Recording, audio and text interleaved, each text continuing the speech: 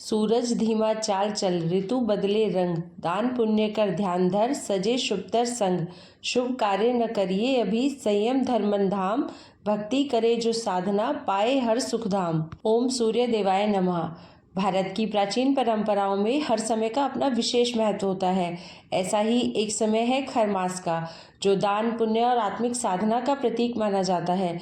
लेकिन आखिर यह खरमास क्या है और इसे क्यों शुभ कार्यों के लिए वर्जित माना जाता है? इस मास में हमें क्या काम करने चाहिए और कौन से कार्यों को करना वर्जित होता है, इस सब के बारे में आज की वीडियो में हम जानेंगे। पुराणों में इस प्रकार का वर्णन आता है कि भगवान सूर्यदेव 7 घोड़ों के रथ पर सवार रहते हैं और लगातार इस ब्रह्मांड की परिक्रमा करते रहते हैं और इसी प्रकार से निरंतर इस ब्रह्मांड में दिन और रात का क्रम चलता रहता है और कहीं पर भी भगवान सूर्यदेव को रुकने की इजाजत नहीं है।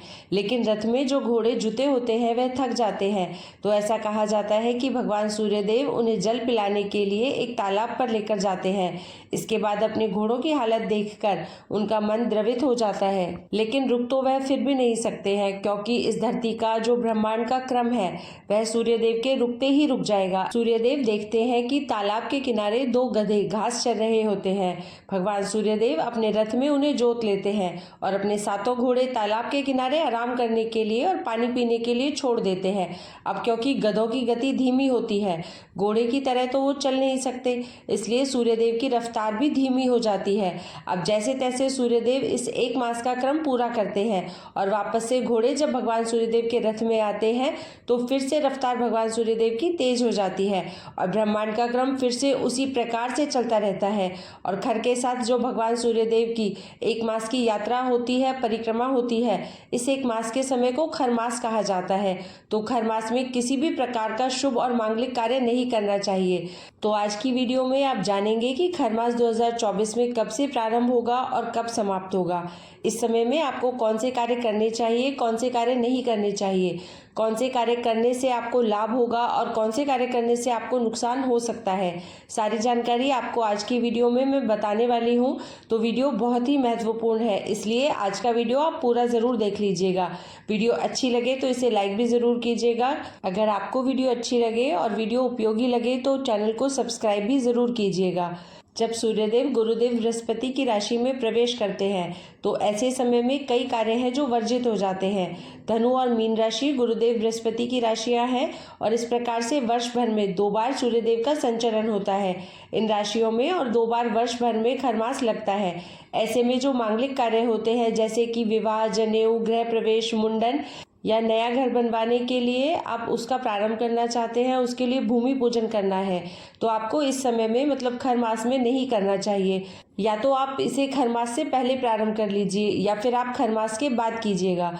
मकर संक्रांति के दिन खरमास उतर जाता है, फिर इसके बाद सभी शुभ और मांगलिक कार्य प्रारंभ हो जाते हैं।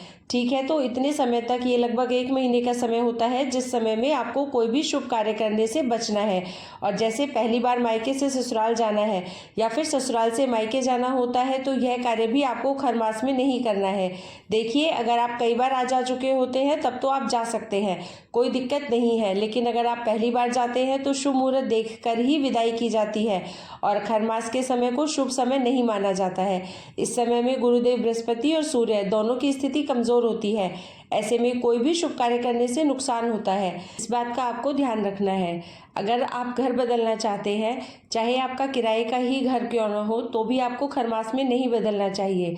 खरमास से पहले बदल सकते हैं आप या फिर 1 महीने रुक जाइए, मकर संक्रांति के बाद में बदल सकते हैं। अब जैसे कि कई लोगों का प्रश्न हो सकता है कि हमें इसी समय में घर बदलना है तो क्या करें, तो ऐसे में आप अपनी कोई भी सामग्री, मतलब चाहे आप कुछ कपड़े या फिर कुछ खाने पीने की चीज़ें या फिर 1 घड़ा पानी, आप खरमास प्रारंभ होने से 1-2 दिन पहले ही बाहर रखाएं और फिर उसके बाद आप खरमास में भी जा सकते हैं। लेकिन खरमास से पहले आपकी कोई ना कोई सामग्री उस घर में चली जानी चाहिए। एक चीज़ और, खरमास में कोई भी नया व्रत आप लोग शुरू मत कीजिएगा, ठीक है। मतलब पहले से जो व्रत आप कर रहे हैं वो तो आप उसी प्रकार से करते रहें, कोई दिक्कत नहीं है। लेकिन आप कोई नया व्रत अगर शुरू करना चाहते हैं तो आपको इस समय में नया व्रत शुरू नहीं करना चाहिए। हाँ, यदि आप कोई व्रत कर रहे हैं और आप उद्यापन करना है, व्रत पूरा हो गया है अगर, तो आप उद्यापन कर सकते हैं, कोई दिक्कत नहीं है। जैसे अगहन मास का जो गुरुवार का व्रत कर रहे हैं, उनके व्रत का उद्यापन तो इसी समय में आएगा, तो आप बिल्कुल कर सकते हैं। अब एक प्रश्न यह आता है कि क्या हम इस समय में नया वस्त्र खरीद सकते हैं? तो बिल्कुल आप इस समय में नए वस्त्र खरीद सकते हैं। लेकिन अगर आपके घर में कोई मांगलिक कार्य है, जैसे कि शादी विवाह इत्यादि है, और आप विवाह की खरीदारी करना चाहते हैं, दूल्हे और दुल्हन के लिए कोई चीज़ आप खरीद रहे हैं, तो ऐसे में आपको खरीदारी का प्रारंभ इस समय में नहीं करना है। अगर आपने पहले से खरीदारी प्रारंभ कर दी है तो अत्यंत ही श्रेष्ठ है, फिर बीच में आप खरीदारी कर सकते हैं, ठीक है। बाकी नॉर्मल खरीदारी, जैसे कि किसी के लिए भी कपड़े खरीदने हो तो आप बिल्कुल खरीद सकते हैं, कोई दिक्कत नहीं है।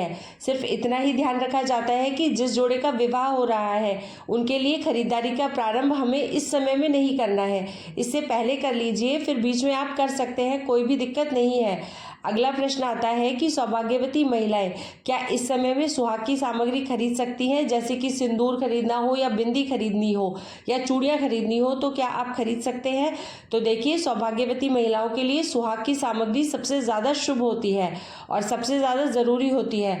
तो आप लोगों को पता ही है कि 1 महीने खरमास लगने वाला है, तो आप इससे पहले खरीद लीजिए और थोड़ी बहुत चीज़ें उसमें से प्रयोग कर लीजिए, क्योंकि खरमास में नई बिंदी, नई चूड़ियां नहीं पहननी चाहिए। तो ये सामग्री आप खरमास से पहले ही खरीद लीजिए और थोड़ा बहुत प्रयोग कर लीजिए, जिससे कि पुराना हो जाएगा, फिर आप उसे उसी समय में प्रयोग कर सकते हैं। इसके अलावा खरमास के समय में किसी भी प्रकार की प्रॉपर्टी खरीदना भी शुभ नहीं माना जाता। अगर आपको खरीदनी है तो पहले से ही टोकन मनी दे दीजिए, फिर आप खरीद सकते हैं। इसके अलावा वाहन खरीदना हो तो भी आप खरमास में खरीदने से बचें, मतलब बहुत ज़रूरी ना हो तो खरमास का समय निकाल लीजिए, 1 महीने बाद आप खरीद लीजिएगा या फिर पहले खरीद लीजिए। इन चीज़ों का ध्यान इसलिए रखना आवश्यक है क्योंकि वाहन खरीदते समय या फिर घर खरीदते समय, ज़मीन खरीदते समय शुभ मुहूर्त का ध्यान अवश्य रखना चाहिए। और अब जानते हैं कि खरमास में आपको क्या करना चाहिए। देखिए, खरमास में पूजा पाठ करना अत्यंत श्रेष्ठ माना जाता है। पूजा पाठ से संबंधित अगर आप कोई भी खरीदारी करते हैं तो इसे बहुत शुभ माना जाता है। धार्मिक ग्रंथ पढ़ना इस समय में अत्यंत श्रेष्ठ माना जाता है। ऐसा कहा जाता है कि इस 1 महीने में अगर आप कोई भी ग्रंथ संपूर्ण कर लेते हैं, मतलब प्रारंभ करते हैं और समापन कर देते हैं, तो इसका फल बहुत अधिक प्राप्त होता है। खरमास के इन दिनों में भगवान सूर्यदेव को जल देने का अत्यंत शुभ फल प्राप्त होता है। कहते हैं कि इस समय में जो लोग भगवान सूर्य की पूजा करते हैं, आदित्य हृदय स्रोत का पाठ करते हैं और भगवान सूर्य के मंत्रों का जाप करते हैं, गायत्री मंत्र का जप करते हैं, उनके जीवन में किसी भी प्रकार की परेशानी नहीं आती है। तो उगते हुए सूर्य को जल देना चाहिए। तांबे के पात्र में जल और रोली डालकर सूर्यदेव को जल दीजिए। परिक्रमा कीजिए। भगवान सूर्यदेव के किसी भी मंत्र का जप आप कर सकते हैं, चाहे तो 108 बार कर सकते हैं या अपनी इच्छा के अनुसार 11 बार, 21 बार, 51 बार भी आप कर सकते हैं। इसके अलावा खर मास में बृहस्पति देव की पूजा की जाती है। भगवान बृहस्पति की पूजा से बृहस्पति ग्रह मजबूत हो जाते हैं। अगर आपकी कोई भी परेशानी हो, जैसे कि आप आर्थिक तंगी से परेशान हैं या फिर संतान प्राप्ति में बाधा है, तो ऐसी अवस्था में बृहस्पति की पूजा अत्यंत आवश्यक है। दाम्पत्य जीवन में आने वाली परेशानियों से मुक्ति के लिए या फिर शीघ्र विवाह की कामना से भी बृहस्पतिवार के दिन भगवान बृहस्पति देव की पूजा कीजिए। पूजा करने के लिए व्रत रखना आवश्यक नहीं है, बस आपको हल्दी मिश्रित जल केले के पौधे में बृहस्पतिवार के दिन अर्पित करना है और आप हो सके तो वहीं बैठकर विष्णु सहस्त्र नाम का पाठ कर सकते हैं। इतने मात्र से ही आपके जीवन में आने वाली समस्त बाधाएं, समस्त परेशानियां समाप्त हो जाती हैं। अब जानते हैं कि खरमास का प्रारंभ कब हो रहा है और यह समाप्त कब होगा। देखिए, खरमास प्रारंभ होगा 15 दिसंबर 2024 को और इसका समापन हो रहा है 14 जनवरी 2025 को। तो 15 दिसंबर 2024 से 14 जनवरी 2025 तक किसी भी प्रकार का शुभ और मांगलिक कार्य आपको नहीं करना है।